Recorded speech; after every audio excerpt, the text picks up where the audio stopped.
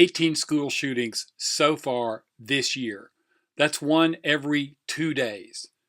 In a 180-day school year, that's 90 school shootings this year.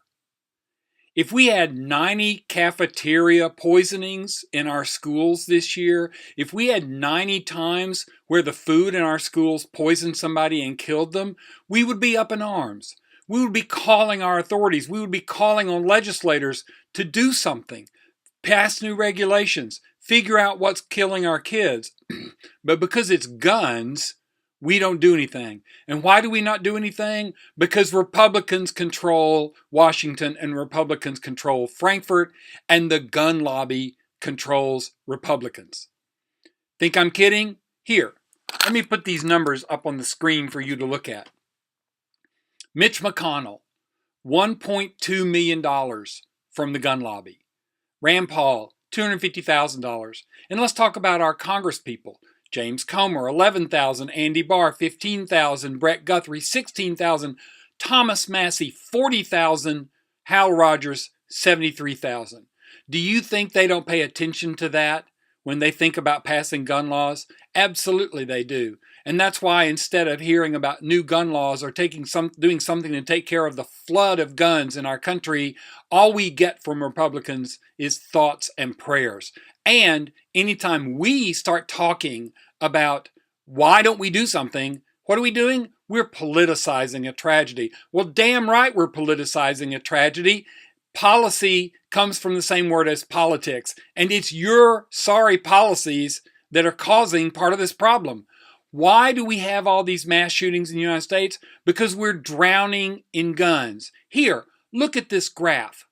This is a graph of the number of guns owned by private citizens and the number of mass shooters. Look at the United States, up there by itself.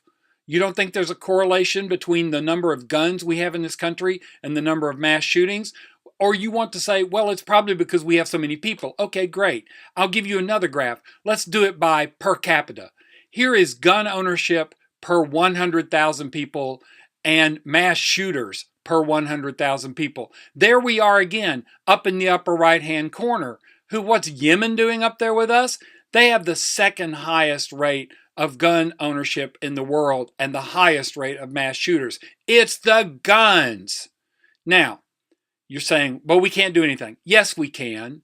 And we can do some things that are common sense without having to worry about taking care of the Second Amendment in some way. Let me give you some examples. We could pass permit to purchase. So you have to have a permit before you purchase any firearm. We could limit the type of firearms that people can buy. Why in the world are everyday citizens owning assault rifles? We could limit high-capacity magazines. We could require training. We could monitor gun shows. We could talk about background checks. But no, we don't pass any of those laws. Do you know the only law that Washington Republicans have passed about guns in the last 2 years? Guess what?